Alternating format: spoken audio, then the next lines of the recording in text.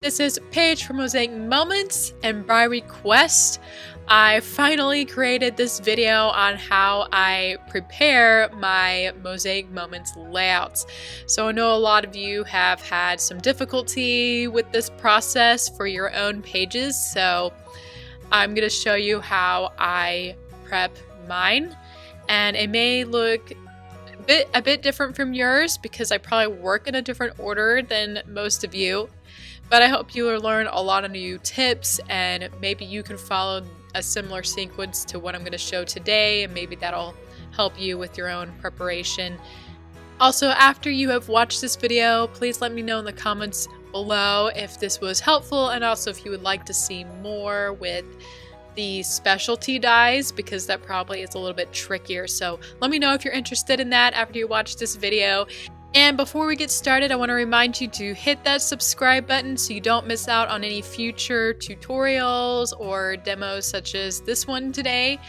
And also be sure to like the video if you enjoyed watching the prep process. Alright, so let's go ahead and get started.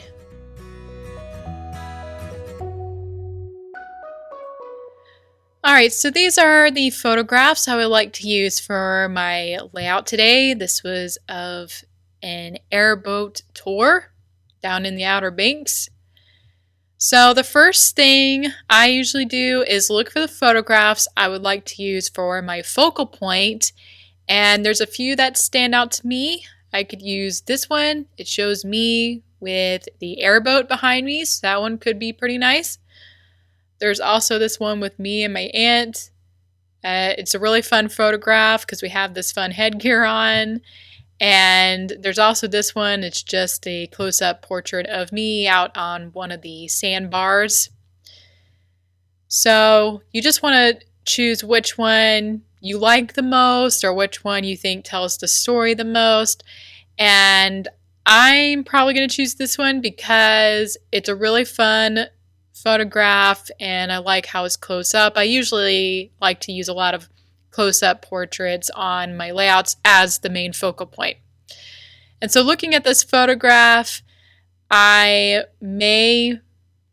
this will depend on your photo, but this one here, I could keep horizontal on the layout, which would obviously fit a horizontal space really well. Or I could even crop it down and make it into a square and fit it into a square focal point on a layout. So after you choose your focal point, next you want to look at the rest of your photographs. I would call these your secondary photographs. And one thing you want to look at is what orientation are they going. So you can see I have some that are vertical and some that are horizontal. From what I can see, I have a good amount of both. And you also, so once you look at the orientation of the photograph, I also look at how far in the distance my subjects are. And that helps determine how much they can be cropped. And a lot of my photographs, not all of them, but I have these two airboat ones. I have these ones where I'm kind of far back from the camera here. These ones could be cropped down smaller, and photos like these two could be cropped in a lot of different ways. There's a lot of flexibility because there's no people. It doesn't really, you're not going to ruin it if you crop it down smaller. And I know this one could be cropped pretty small because those dolphins are in the distance. This one could be cropped reasonably because the boat's a little bit further away. These two I want to keep, again, at fuller size in the horizontal direction because I don't want to have to lose something. So you want to see, again, how far your subject is, because some photographs if your subject's really close up, you're not going to probably want to crop it down very much. But if it's further away, then okay, I can crop this down to a medium-sized block. And I also know, looking at these photographs, I can crop them to a square shape as well. So anytime you have subjects where, especially if they're a little bit further in the distance, you can usually tell that they don't necessarily have to stay the vertical or horizontal. I can see that they could easily fit a square shape as well. Again, take a look at your photographs, and I kind of just get an idea of what I have. I don't necessarily look at patterns thinking, oh, I need to find a pattern that'll fit exactly what photos I have. I just kind of get an idea. So when I'm looking at the patterns, I kind of have an idea in my mind of what kind of patterns to look for. So I'm going to do that right now. All right, right now I have the pattern gallery up. You can look it up at mosaicmoments.com/patterns, or go to mosaicmoments.com and click on patterns here. And this is what it'll show. It'll show the first pattern ever done, number 100. So we don't start at number 1, we start at number 100. And obviously you could scroll this way. You could click on newest and also see what we have that's new. So as of this recording, we have 532 patterns, but by the time you see it, we might even have more than this. So if I look back at my photographs altogether, I can look at my photo program and see I have 17 items in this category. But I know for my layout, I don't want to use all 17. I'm probably going to use half, which if you plan on making a 2-page spread, you probably basically want to look at how many photographs you have and split them in half and know you need about that many for both sides of your layouts. So again, I'm not going to use all 17 photographs. I'm going to be probably using about half, so that'll be 8 or 9 photographs. So what I could do is go to the 1 through 9 image spots category.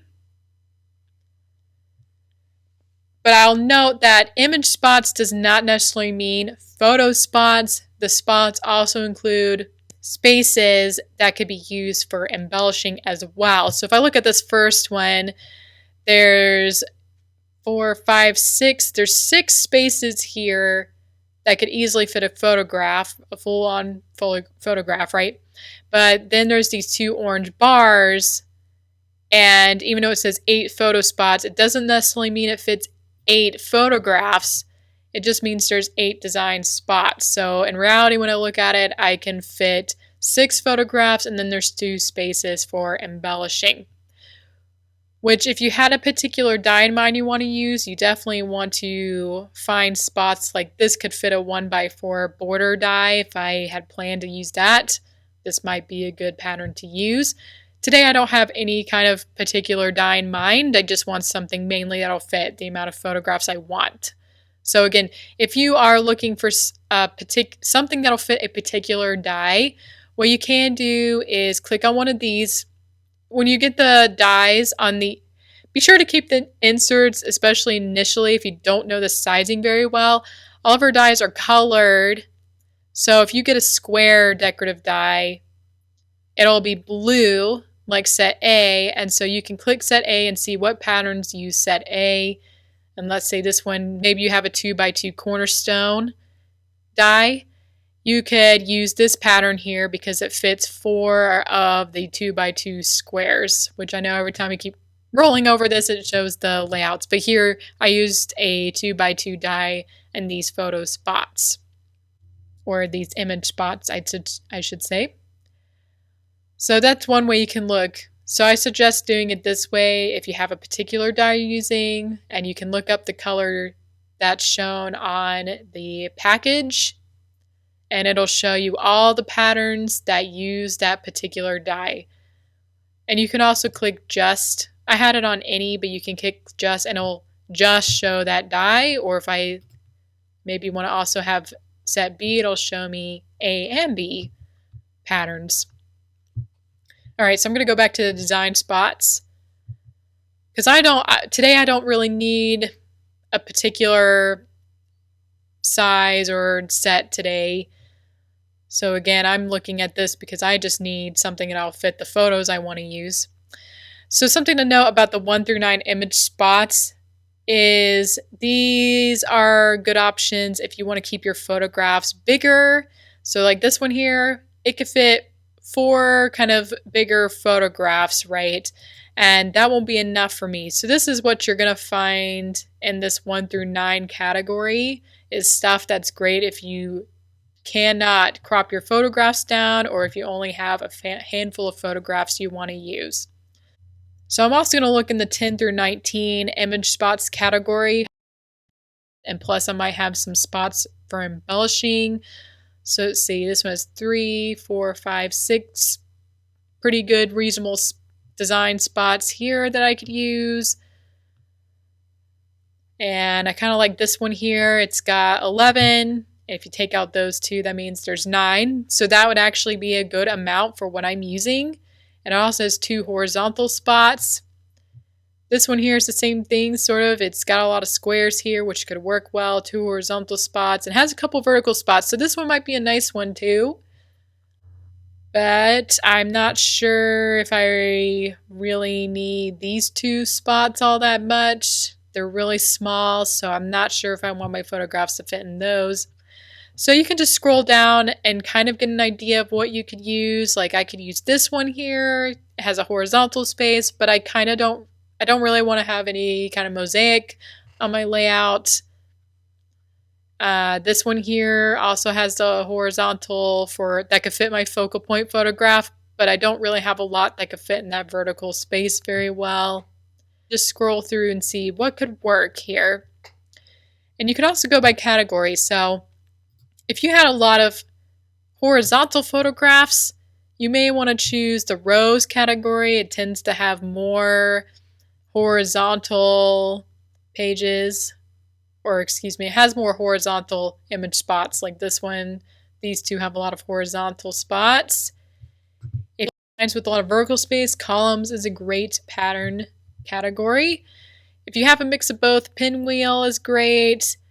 Symmetrical also tends to have a bit of both. Obviously, if you plan on doing strips or the mosaic style, you can use these two. And mostly squares is great if you are able to crop down a lot of your photos like I'm going to. Like I said, you can crop them down a bit smaller. And today I really like this one here. It keeps catching my eye. What I like about it is I can fit my focal point here in the middle because I can crop it down to a square. My other photographs could fit into these spaces here with the 3x3 square size. And there's also 2 horizontal spots here that I could fit 2 horizontal photographs on, which I have a lot of those. And I didn't choose an embellishment, but I know I have beach embellishments I could use to fit into those 1x3 spaces there. So that'll be a nice addition. Now I'm going to look back at my photographs, and I know I can fit my focal point here already, and I certainly have, let's see, I'm going to bring it up here. I certainly have 6 photographs I can fit into the square space, like this one, these 2 airboat ones could fit in those spaces really well. The only thing that might be an issue is these 2 horizontal ones because I really want to use this photograph and this photograph. But if I printed these the full 4x6 size, they would be too big for those spaces, or at least too big. I wouldn't really like them cropped down. And I have a printer here, so I know if I need to print these 2 smaller, I will print them smaller than the full 4x6 size. So I'm going to click on View Pattern Details, and what comes up is the pattern, plus I can see what dies I need and the exact measurements for hand cutting. This is a good source too. It tells you the exact measurements to cut each piece. And I know this needs to be cropped down to 4x3 squares on the grid. And I can look at these measurements, and when I go and print them, I'll print them at about the same measurements. So that's when you have a photo printer at home. Obviously, if you have already printed your photographs, what I suggest doing is looking at the pattern you think would work well with your photographs, and then place the dies on top of them before you cut anyway.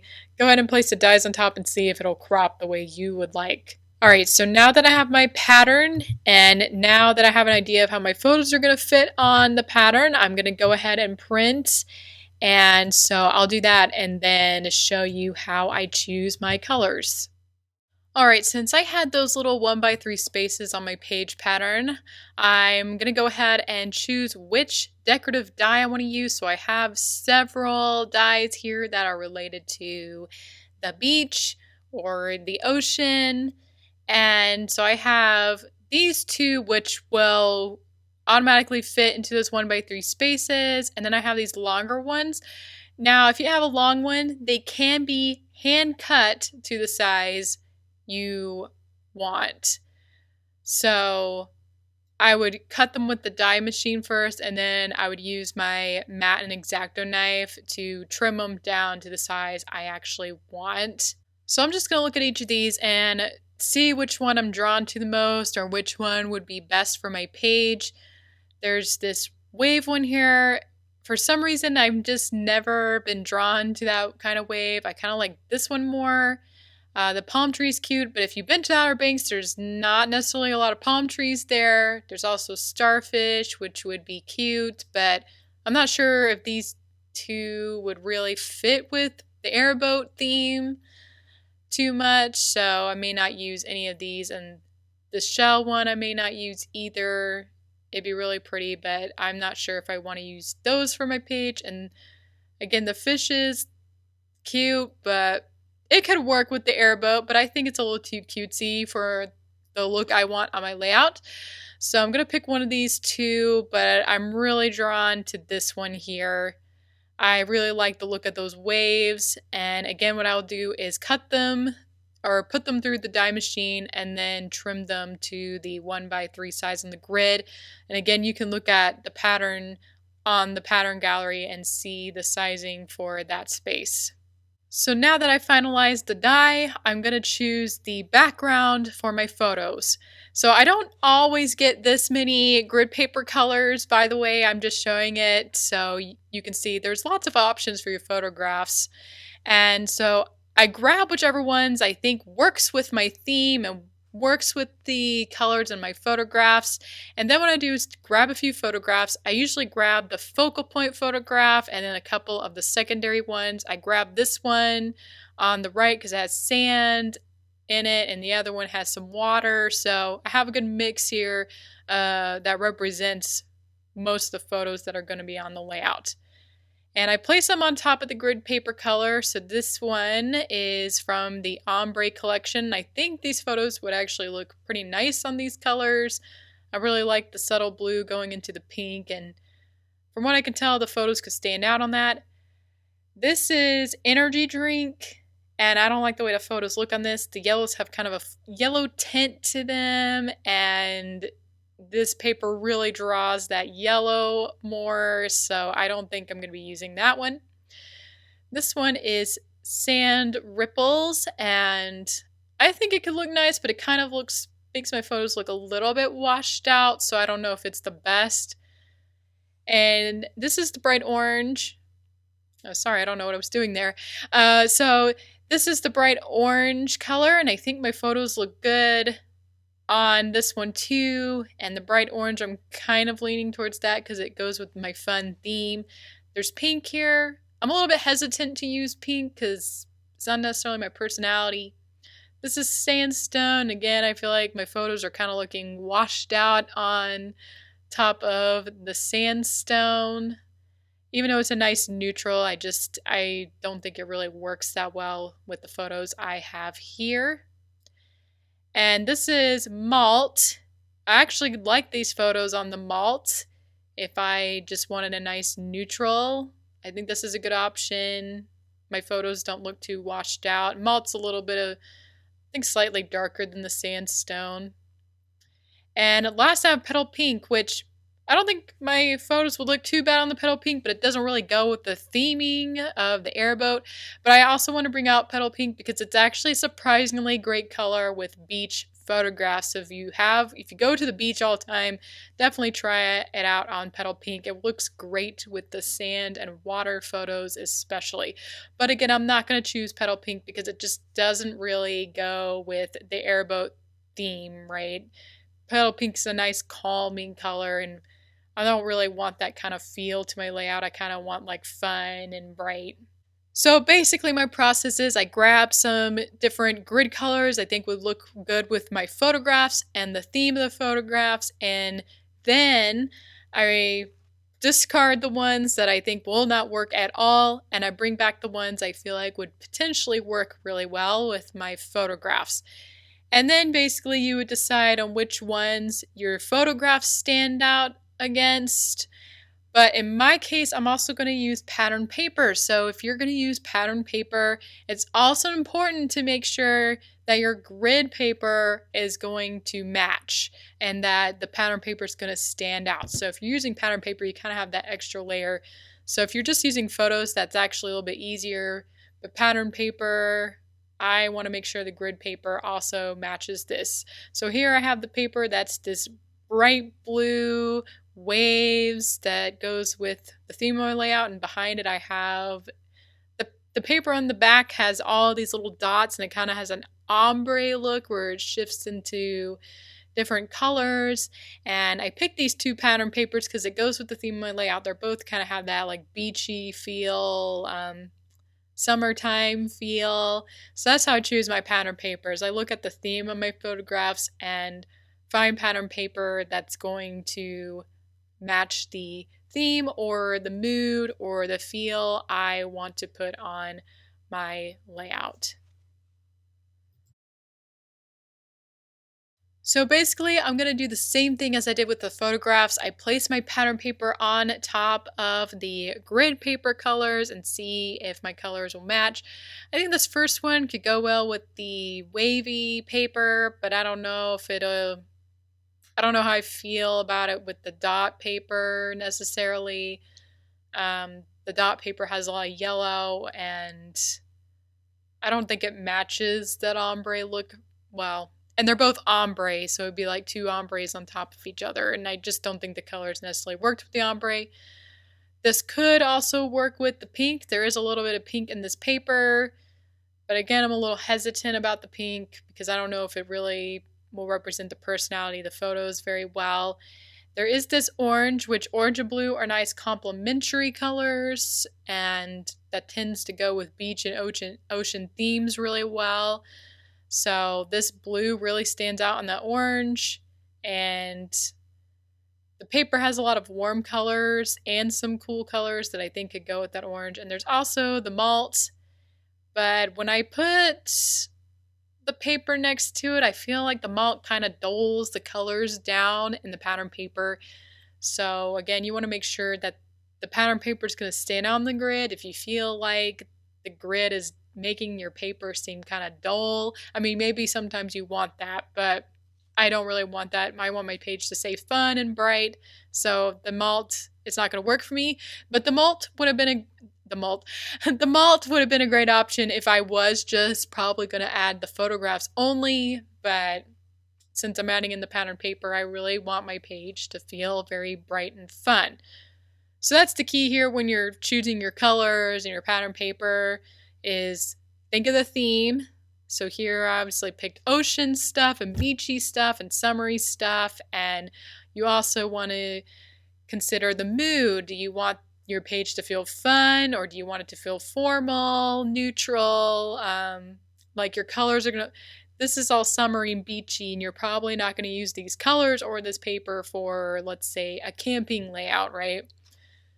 All right, so I'm kind of finalizing my decision here, and I am going towards the orange again. The pink could have worked, but I really just, it wasn't really great for the personality of the layout. And I think this orange and the blues would work really well together. Like I said, they make a nice complementary color scheme on the layout. And so now I have everything here that I want to use. So once I finalize my grid paper color, I choose my mattes, which most of my layouts do use at least one color matte. I'll probably use one since I have pattern paper. So when in doubt, white is generally a pretty good color to use, or black or gray are also good neutrals. So you almost can't go wrong with a lot of neutrals. I also have this sandstone here as another neutral choice. You want to look at your neutral choices, but it doesn't really stand out on this orange here.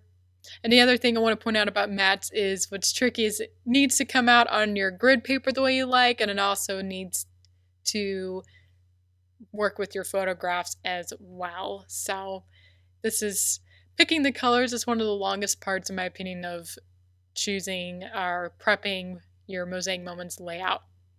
I brought ivory in just because the dot paper kind of looked like it had a little bit of ivory in it, but I'm not sure if I really want to use that. There's also this dark blue, and so I wondered if the dark blue would look good. There's a lot of blue. I'm a little hesitant to use the dark blue though because it's really contrasting on that orange, which you may want sometimes, but I find that when you're using complementary colors especially, you want to make sure you have tones that are a little more lighter, and I just think the dark blue is going to be a little bit too much on that bright orange.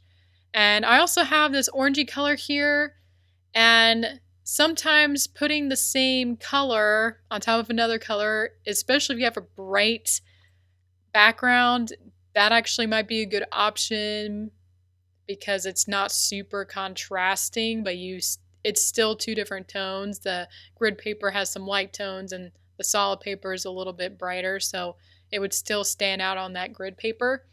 And I also have two different blues here. I wanted to see if the complementary look would still look good, but it's this dark one. It kind of goes with the dot paper, but on the orange, to me it just looks okay. For some reason, when I'm looking at it, it doesn't seem like the right kind of blue with the orange. And I also have this light blue, and the light blue could actually work on the orange, but for some reason I still feel like it's a little bit too much. So I say with color, you often have to go with your gut. When I put the photograph on the paper now, I didn't really like the color of the photograph with that paper.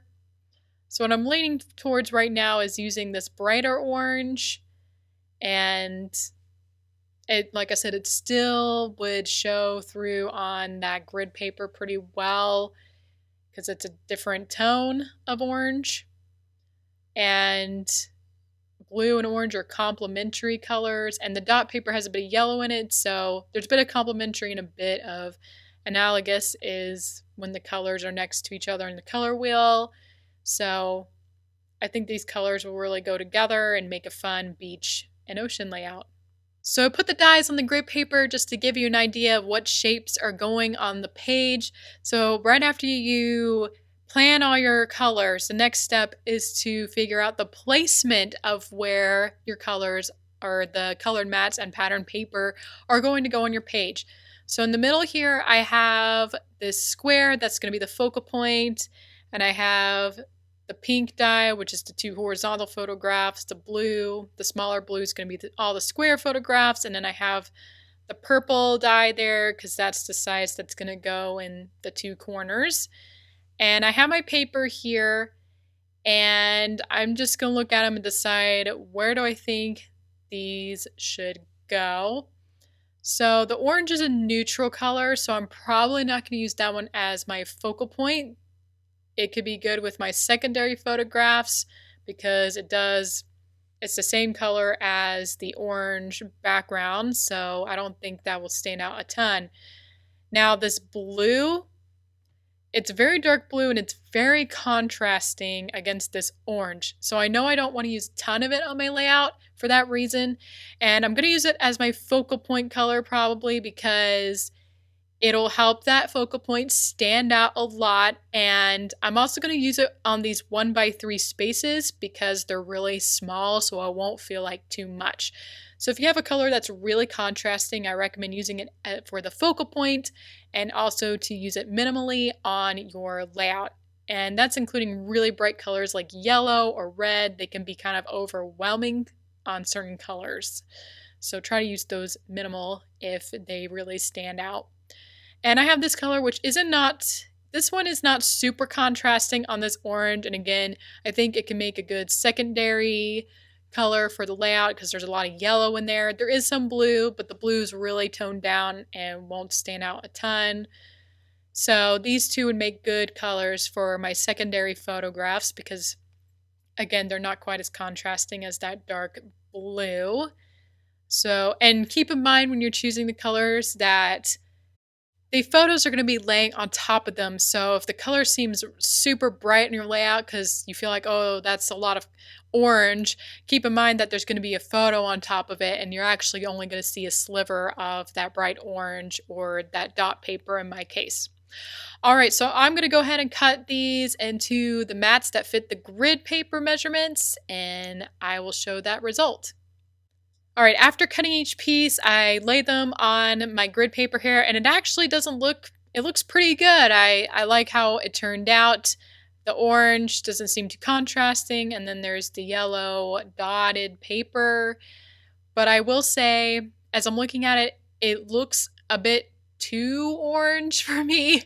It's very orange and yellow, and the photographs are going to go on top, but as I'm looking at this, there's just, I feel like my eye really wants more of that blue. Now, I don't think I'm going to add more of that dark blue because it is still contrasting, but I think I'm going to get rid of this yellow. There's too much yellow in that paper, and I think there needs to be some more cooler colors. I think my mistake was I didn't pick enough contrasting colors for this layout, and so the yellow kind of looked washed out. So I decided to switch the yellow dotted paper for this blue, and as you can see, it's not too overwhelming, and that's the key here with complementary colors is if you have that, like that one blue in the middle is really bright, you can use blues that are toned down and lighter in color, and that will make it seem less overwhelming on something like a bright orange.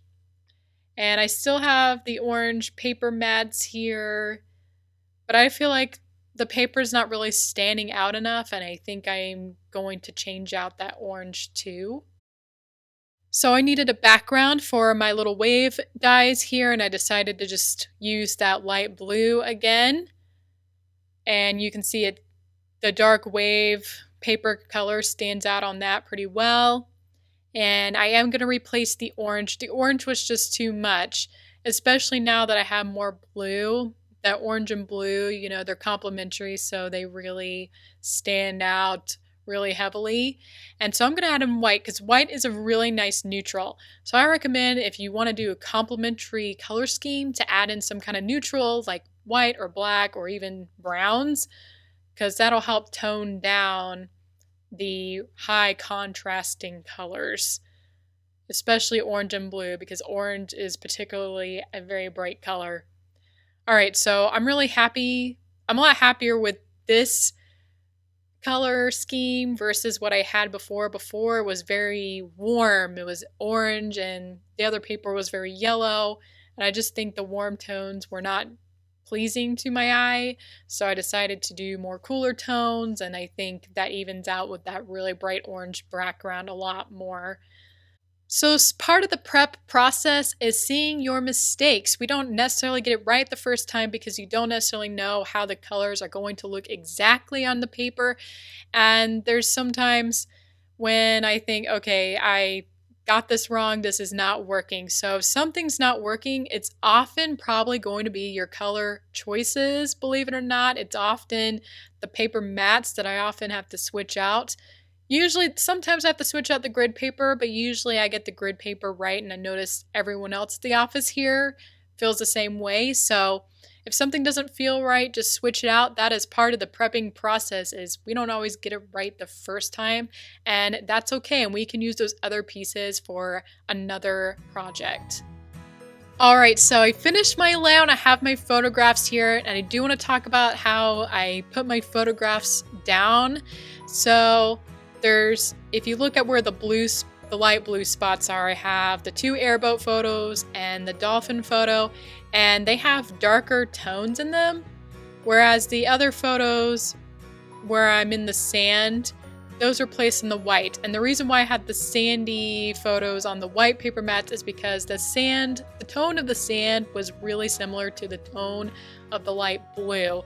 So I try to put the photos on paper mats to help them stand out more. So any of the photos really could have stood out on white, but again, the photos with the sand did not stand out on the light blue very well because the tones were just so similar. So putting the airboat photos in the dolphin photo, since they were a little bit darker, they could stand out on that light blue better. So if you have photos that are the exact same size, you have more than one paper mat color, you have some choices on where to put your photos, right? So choose to put the photos on the colored mats that they stand out the most on.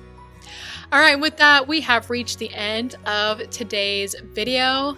I hope you guys learned a lot about prepping your layouts. This was a pretty long video with a lot of information, so please don't hesitate to ask any questions. If there's anything I didn't cover that you wished I had talked about more, let me know. And also, if you would like to see more prepping videos, also please leave those suggestions. I would really love to hear them if you'd like to see more. Anyway, I hope you guys again enjoyed this video, and I'll see you next time.